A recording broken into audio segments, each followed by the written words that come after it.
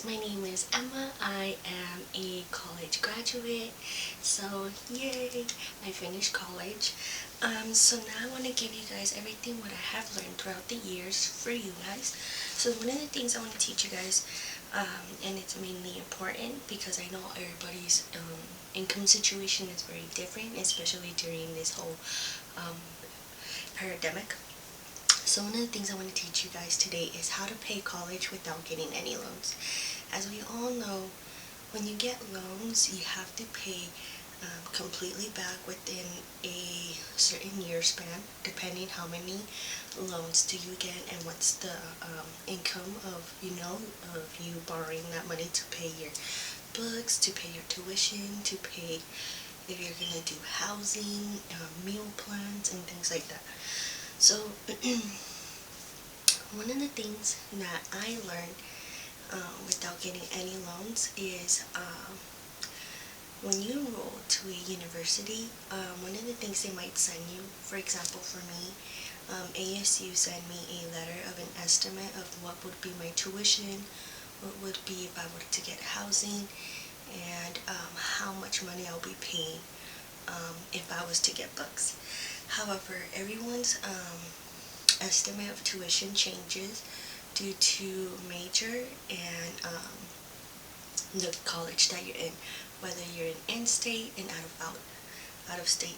So obviously if you're going to college in-state, it's more cheaper because you're considered as a resident compared to if you were going to NYU and you live in the state of Arizona. That's going to be like maybe triple the amount of an in-state person would pay because you'll be paying out of state tuition. So one of the things that I want you to make sure is invest very clearly and talk to your parents, or if you're over 18, just sit down and think this really through, whether it's worth going in-state or out of state. Another thing to pay college without loans is making sure to check your paychecks. For example, how much money do you get every 2 weeks? Whether it's $300, $400, $500, whether how many hours, hours are you making? Whether it's you're making little short hours, whether you're full-time, part-time, that always takes a very huge benefit of trying to not touch those loans and trying to pay out of pocket or paying out of your paychecks of your working and employment. So that's a very, very important thing. One of the key references that I did is in every paycheck that I got, in every 2 weeks, I would take out $200 and put it in a box. And that's another thing. A key point is make a box and label it, whatever college you're going to, tuition. So that motivates you. To say like, okay, this boxing is gonna be for just to pay for my college. It's not gonna touch anything. If there's an emergency, I'm not gonna touch it because I'm saving that money from what I'm working really hard for to pay to get a higher education. And that's something you have to do, is always put that mindset. But back to the reference. Like I said, I would take out $200 every 2 paychecks.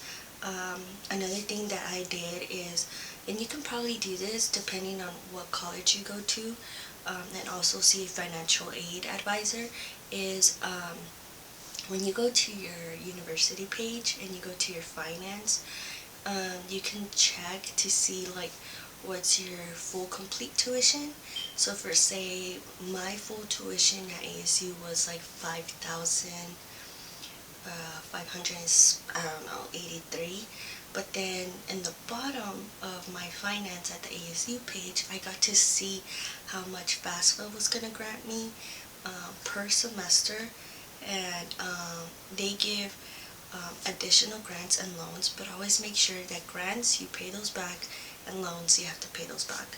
So I only focus on what my FAFSA was gonna get, so like the Pell Grant, and I was up to 1,000, and I'm not really sure, but I subtracted my $5,000 full complete tuition for my major, minus what financial aid was going to give me, and just focusing what they were going to give me. Plus, if you're a transfer student, I know for your first semester at whatever college, they give you additional scholarship and additional money because you are a transfer student.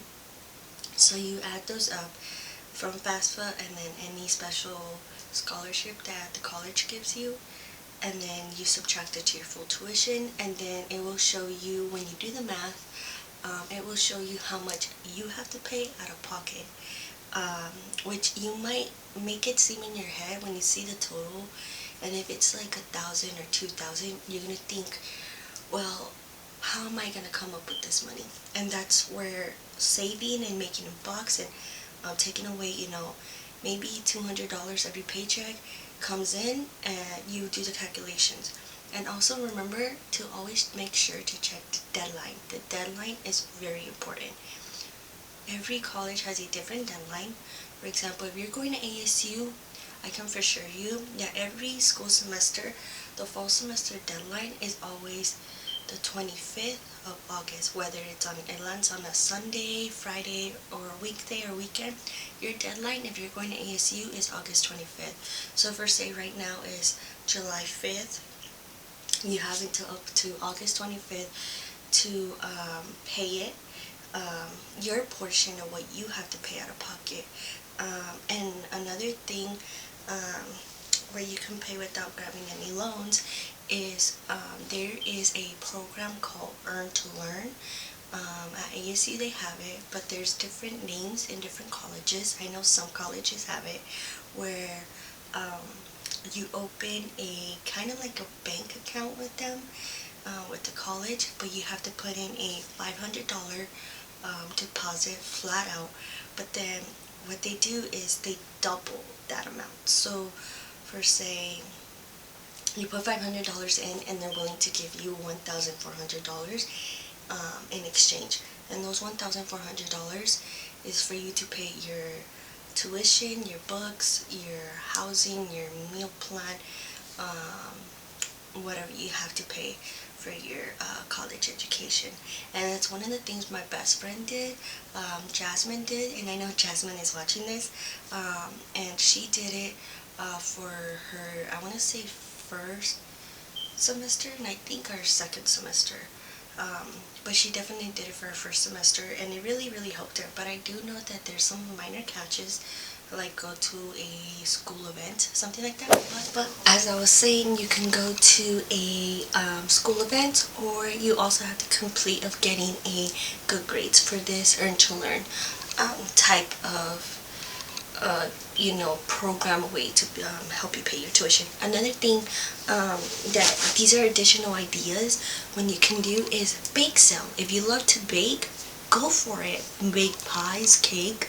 I know this is something my boyfriend is doing right now because he's about to leave to Flagstaff in August to get his bachelor's degree, and he has been baking cakes for some of his co-workers for their birthdays, and he just asked for like you pay him, one of the things that my boyfriend asks is pay him like $50, and those $50 he'll buy everything he needs from to bake the cake and customize it at the customer's preference.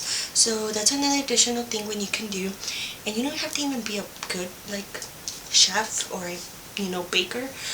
You can do like small meals, or also you can meal prep if you're into fitness and you have a meal like prepping type of menu.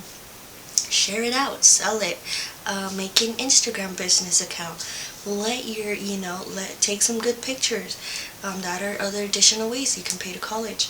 Another thing is you can do is maybe car wash. I haven't seen it very recently, but I do know that there's some people who tend to do car washes when it's like funerals and medical bills, or when infants that die during their sleep or things like that.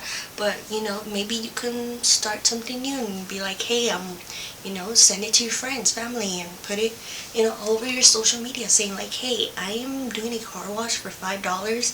Come to this car wash location, help me help me pay for college, and I'll help you wash in your car. Whether it's big, small, get family, get friends, who are very passionate and really want you to succeed. Another thing that I did, but like obviously, I created the account, but I didn't really went through with it fully, is I made a GoFundMe account because that was another alternative as like my backup plan, and posting it on Facebook and Instagram and Snapchat, saying like, hey, if you guys find it in your hearts to donate maybe $1 or whatever you can, I would gladly appreciate it. Send a good description saying like, hi, my name is so and so, I am transferring to this blank university, or I just graduated high school and I'm going to this blank university, whether it's in-state, out-state. I would appreciate if you can help me build my dreams and help me achieve my dreams. If you can, please donate to this GoFundMe page. Simple as that.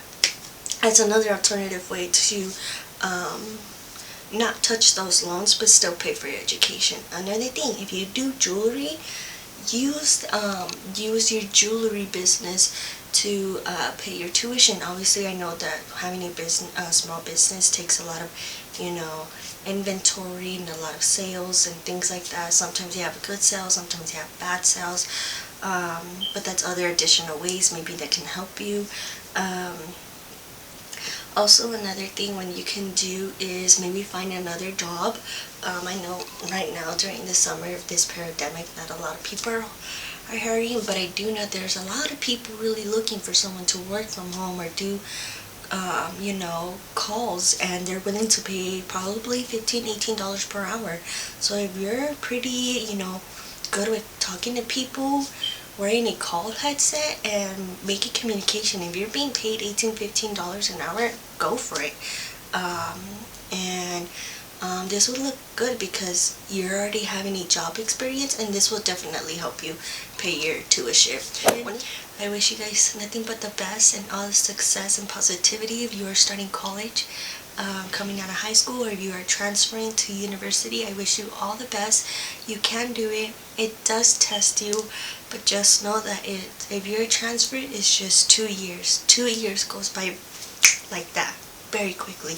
If you're starting from high school, 4 years are gonna pass by the very instant, and just enjoy every moment. Make friends, do new hobbies, do new activities, express of everyone in your environment, whether you're gonna have to do it in Zoom or if your university is gonna go back up to in person. Just enjoy every moment. I know right now we can't really enjoy anything because we have to be social distancing, but just know that things will get better at one point.